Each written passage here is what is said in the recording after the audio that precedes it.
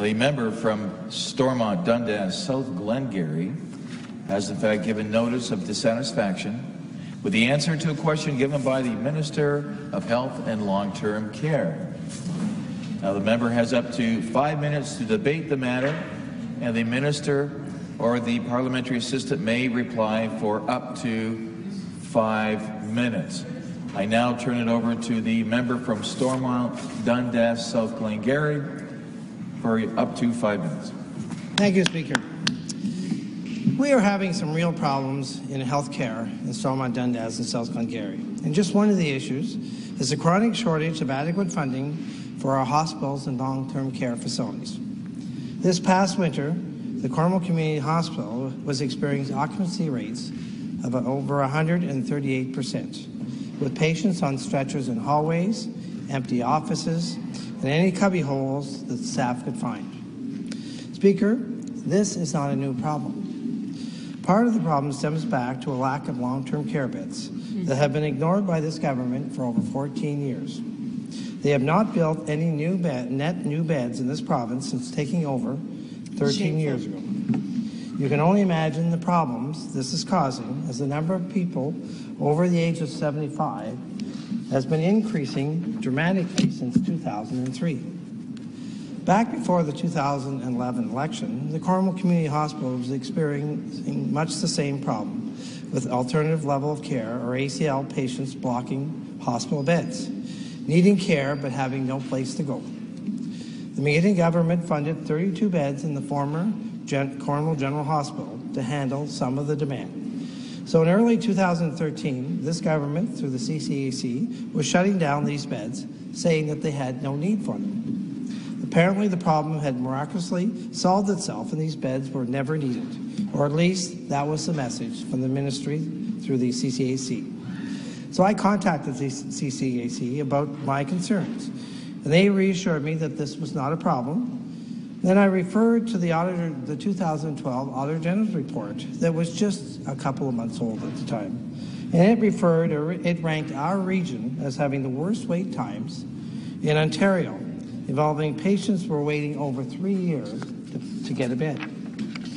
When I asked her if they included the growth in demand generated by the increase in the number of seniors turning 75, expected to double by 2030, she came back and reassured me again that they indeed had enough long-term care beds to go actually beyond 2030, in spite of the population doubling.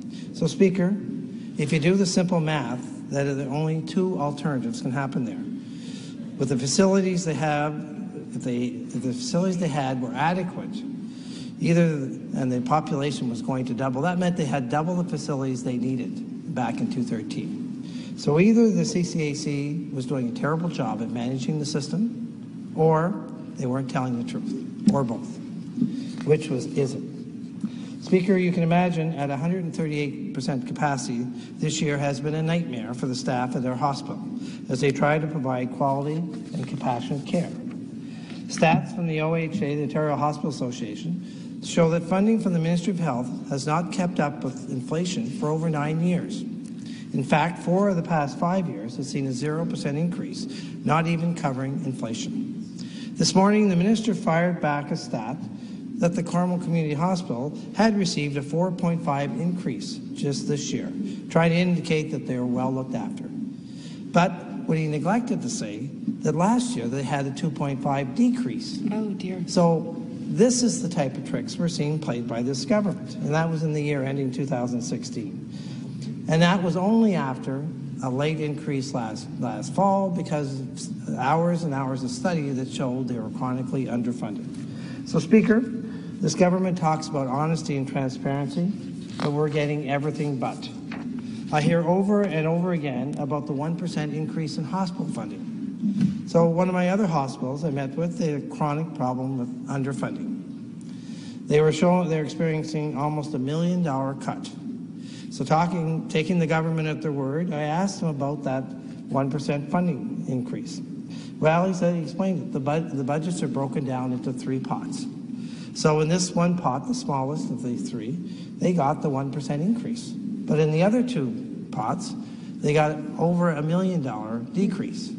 So the net result was just under $1 million cut. Speaker, people expect honesty from their elected people, and they deserve that. Instead, we see a culture where public not-for-profits are continually cut and threatened that next year could be worse if the public finds out. Speaker, the Minister of Health, the health of Ontario's hospital is suffering, and it's time that we make a change. It's time that we actually look at what's needed and provide that funding. There are too many scandals in this government that there's no limit on. It's time to look after our basic needs. Hear, hear. Kim, the parliamentary assistant to the Minister of Health and Long-Term Care now has up to 5 minutes.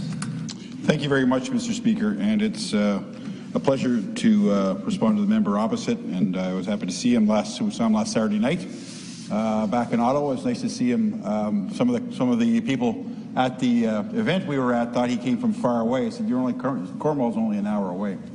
So, hospitals are important to all of us in all of our communities, and I appreciate the member coming forward. I do know that his hospital in particular received over $4 million, and just as a matter of fact, we've redeveloped over 150 long-term care beds in Cornwall.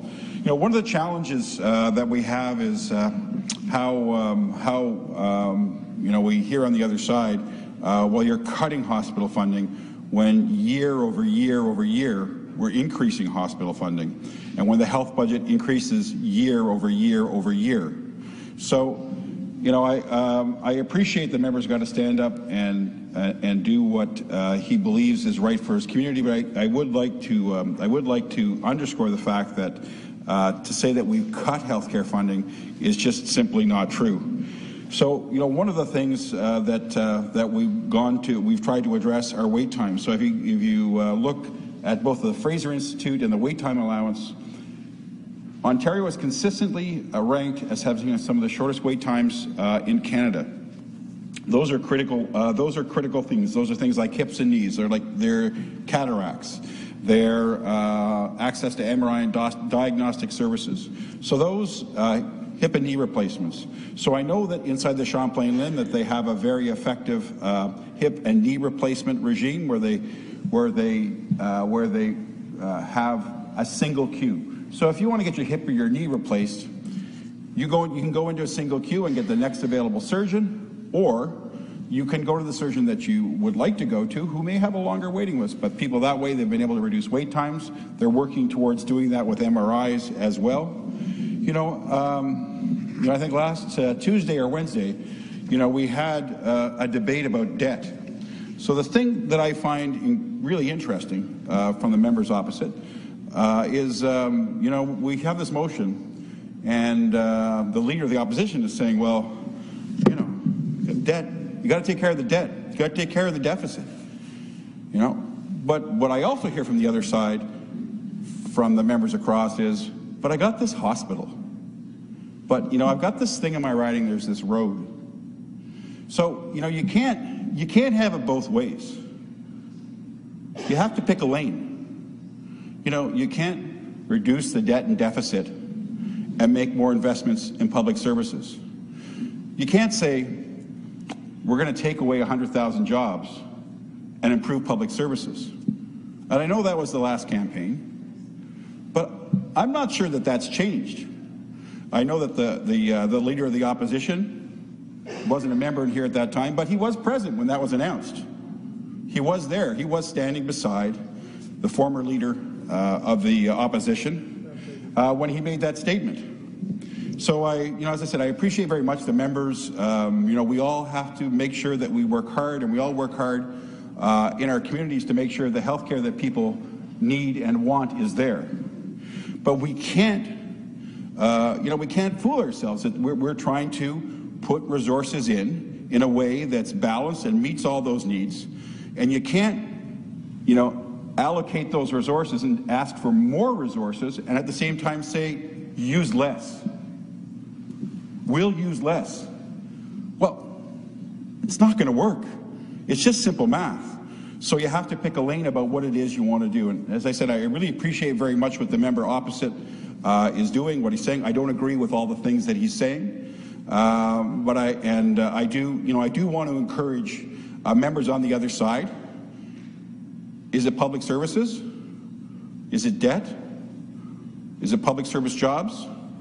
Where are you going? What's your path? You're in almost every lane. It depends what day. So I appreciate very much the opportunity to have a late show. I have a great deal of respect for the member, and I want to thank you all for your time. Thank you, Mr. Speaker.